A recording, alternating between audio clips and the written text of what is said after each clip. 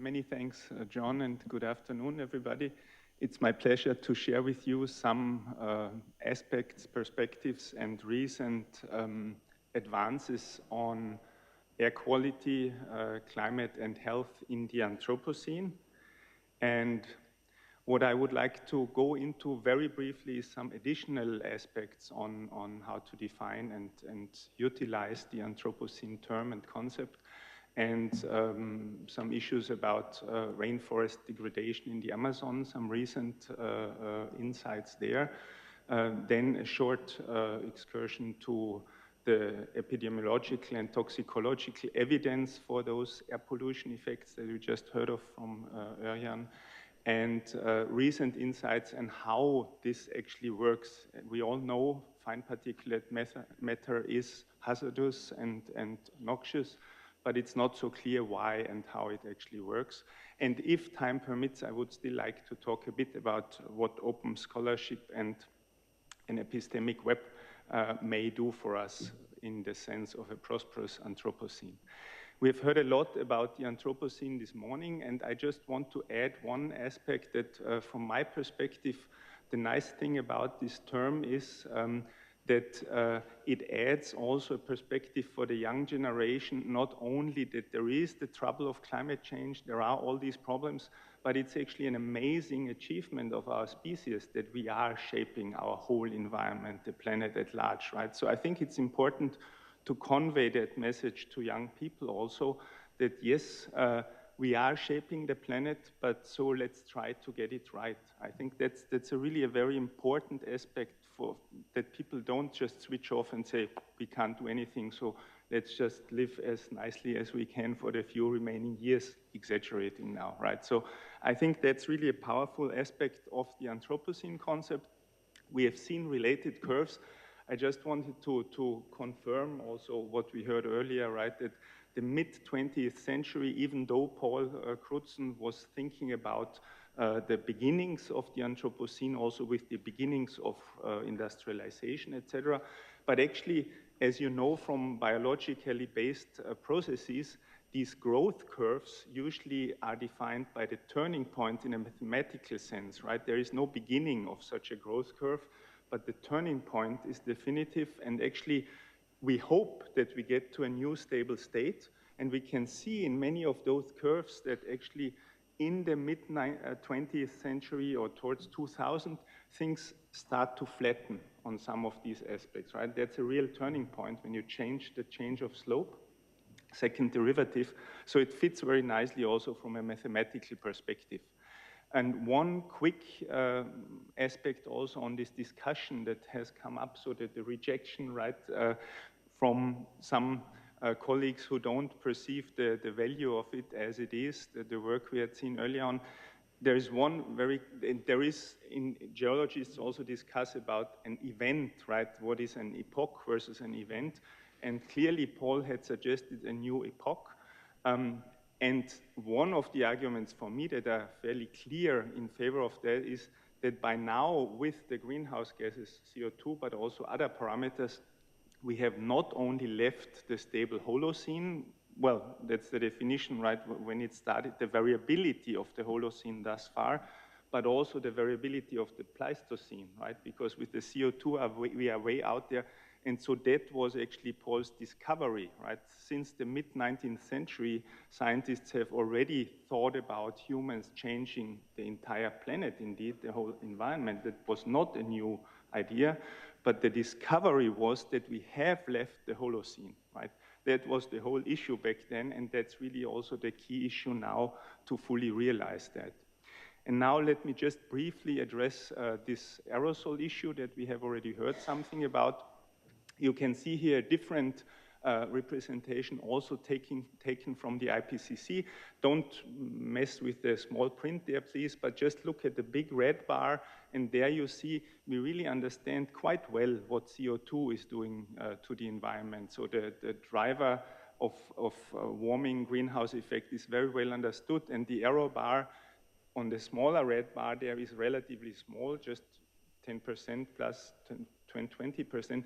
But if you look at the greenish bluish bar that is pointing down, you see that the error bar is essentially 100%, right? So the actual amount of cooling, I mean, we have nice new studies, including the one of Örjan and colleagues coming out that say, yes, our estimates are not so bad, but still there are some uncertainties lurking, and that's why it's worthwhile to still look a bit further into aerosols, also on the climate change agenda, not only with regard to health effects that I will come to.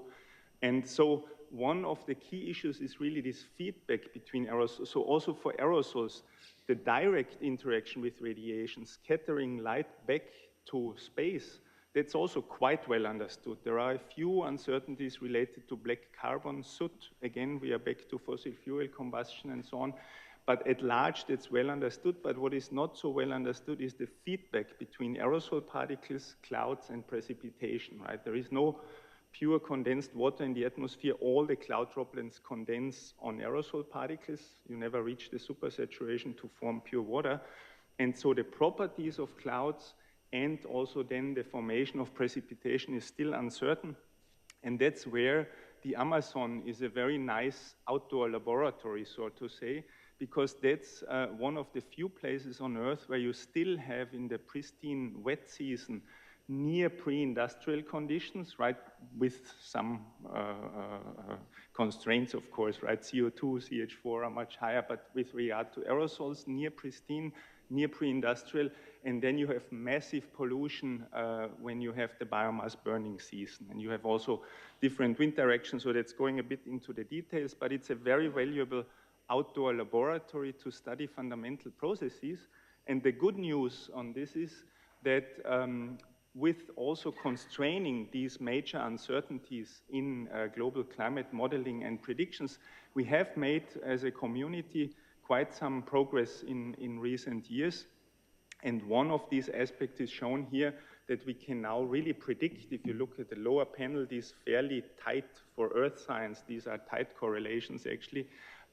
You see that the hygroscopicity parameter that determines how much water an aerosol particle can take up and thus form a cloud droplet, and then later on precipitation, that this is fairly well constrained, even though we have a super complex composition of aerosol particles. So we just need to know the organic and inorganic fraction, and then on average we can calculate how much water will be taken up and how many cloud droplets you form. And so there we are really making good progress, so there is hope that those climate predictions, etc., will also become more reliable. And one last slide on the Amazon rainforest is, with colleagues Marco Franco and Luis Machado, we have also tried to look into what are the contributions. That's sort of an attribution also, as we are trying with regard to climate change contributions, and I will return to it with health issues also.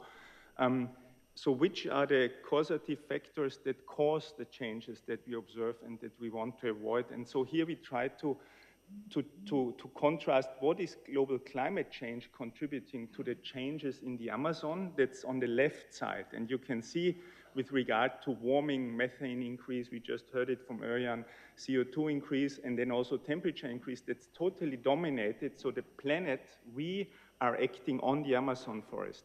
But with regard to deforestation, you do change the local water cycle substantially. So what is really done in terms of deforestation in the Amazon, that's the main driver to change the water cycle there, and that's also what can be done regionally. So that's again bringing us back a bit to this issue of showing people with our scientific understanding what you need to do globally and what you can do regionally also with regional and local leadership.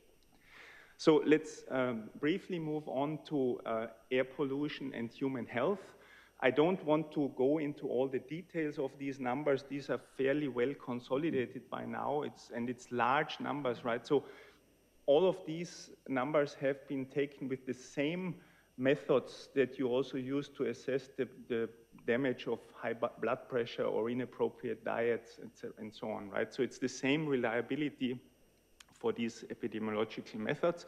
And you can see that air pollution is number 2 on a global level. That includes ambient and household indoor air pollution, is number 2 as a risk factor for our health, right? It's quite massive. So it is now, it slipped down. It was even worse before we started to clean up the air. That was the thing of also bringing the masking down, right? So the cooling effect goes away, but health indeed improves, right? And you can see it in those numbers.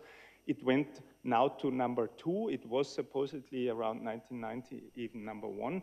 And also for children, so for adults, high blood pressure is even a higher risk factor, but for children, only malnutrition, right, up to 5 years is higher. And then comes air pollution before water, sanitation, and hygiene, right? That's pretty amazing if you think of it from a global perspective. And we can also by now really assess again the regional phenomena. You see it on the lower right plot. So all that's fairly well understood. You can also assign different heart diseases and respiratory diseases, etc. Cardiovascular is really important, right? It's not just respiratory, but the whole cardiovascular system is affected by air pollution. And maybe one point, by eliminating fossil fuels, you can really reduce this burden massively. 50% or more, that's a huge impact, right? It's one more important reason to get rid of fossil fuels as our main energy source. The open scientific question, what drives me, of course, is then what are the open questions here still is the mechanisms, right? So toxicologically, we can also see, okay, these air pollutants, particulate matter, ozone, etc., cause oxidative stress and cellular and molecular damage. But the mechanisms, the reaction pathways on a molecular level are really largely not understood yet. And here, in recent years, we also were able to make some progress of developing very detailed numerical models of our lungs, in this case, right, where we can follow air pollution, how it enters our respiratory tract, is deposited in the lungs, and then at the epithelial lining fluid, right? It's the little liquid film in all of our lungs. Without it, it would be difficult to breathe and live. In this film, that's where air pollution meets the body, right? And that's where the initial chemical interactions take place, obviously, right? And so there we can, by now, also understand quite well how this oxidative stress, as it's called, is generated, how we generate oxygen, reactive oxygen, nitrogen species, etc. And one good news again here was that we found that actually the H2O2, the hydrogen peroxide, is the major reactive oxygen species in our whole body. And without it, we couldn't defend against parasites, actually. So it's very important to have it there. But, and many other actions also. But that's really very well buffered by the bloodstream, also in our lungs. But what actually this fine particulate matter does, it converts catalytically this H2O2, which is a fairly stable species, into OH radicals, which are the most reactive species also in the atmosphere. And that then attacks also our lungs, right? So that's a key issue there. And we also found that, for example, nitric oxide, NO, is enhanced in people who have already an inflammatory disorder, any kind of COPD or whatever you name it, right? And if then you put in PM2.5, this nitric oxide that is enhanced endogenously from the physiological chemistry, then the hazard for health becomes even worse. So that is, again, a tentative explanation why actually people who already have a disease are even more affected by air pollution. Last slide on this is then really the immune reactions, right? This was chemistry up to now. Now, if you try to link that into biology, we have one hypothesis we are pursuing. That's one of the options on the left are shown how air pollution may advance allergies, which is one key issue also in advanced societies of disease burden. And there are multiple potential pathways pointed out on the left. But one issue is that protein molecules that obviously are key for life, right? They can be modified. If you expose them to ozone and NO2, they can be nitrated. And nitroproteins have long been known since Landsteiner et al. to trigger the immune system, right? And so if we trigger the immune system like that and have a chronic inflammation going on all the time by having the air pollutants around, this may then feed into feedback loops of the immune system, which are then complex biology, of course, and made us explain again why we see these relations. So last thing, very briefly, open scholarship. Also, you know, there has been a lot of progress, and we are all bothered by these predatory journals, predatory publishers, but that's not the problem of open access. The problem is that we didn't move fast enough in converting the established high-quality journals to open access, which we need for many good reasons. There are a few are outlined there. For me personally, it was to get involved really that you can also advance quality assurance, not just availability of information. And so interactive peer review is really one thing that is in the earth sciences now pretty common. We started with this in 2001, and I can just right also on how the discussion went. And in our journals, everything is open, so you see the whole peer review and also discussion with public commenters and so on. So if you're interested, you can go back to that paper of Jim Henson et al. In 2015 that started around the Paris agreement. There we had also really a lot of comments, a lot of views, and so you can also look a bit into this discussion, the reasonable scientific discussion, but also with interjection of climate change denialists and how to deal with them. So I can highly recommend that one peer review that is openly available. And the last thing here is, if we extend that, and Jürgen Renn, from him I know the word epistemic web, actually, that's a web that doesn't only show what we know as humanity, right? With open access, we can open up all the knowledge, but also how we know it, how well we know it, and where the limitations are. And I think that's very important, and that's also how we lose a lot of trust with the public if we exaggerate, right?